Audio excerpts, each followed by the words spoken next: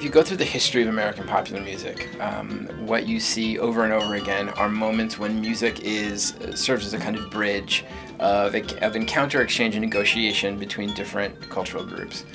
Probably while we're sitting here, someone on the planet is playing Body and Soul.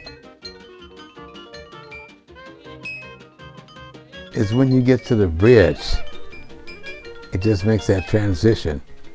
It just makes your heart bleed.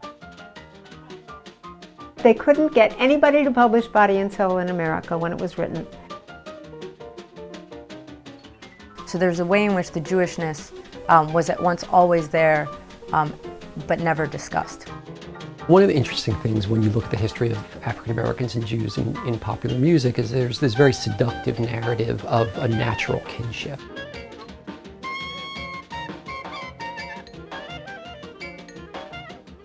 So much did he appreciate what the Jews had done for him that he wore a Star of David around his neck.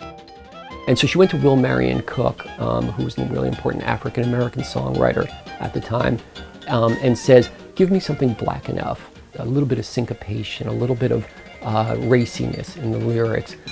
She was often talked about with this suspicion that she might be black.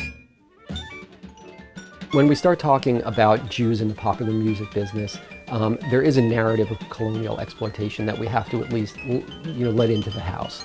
The thing about Goodman was, Goodman floundered a little bit in his earlier days, and once he found a sound, which was the sound of the great black bands, and pursued it with an iron-like intensity, and then add to the fact that he was young, handsome, and white, then of course he was going to become much more of a star.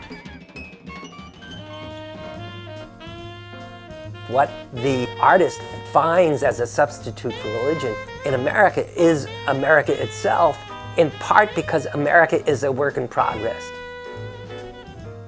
Jazz didn't happen in Africa, jazz didn't happen in Europe, jazz happened here.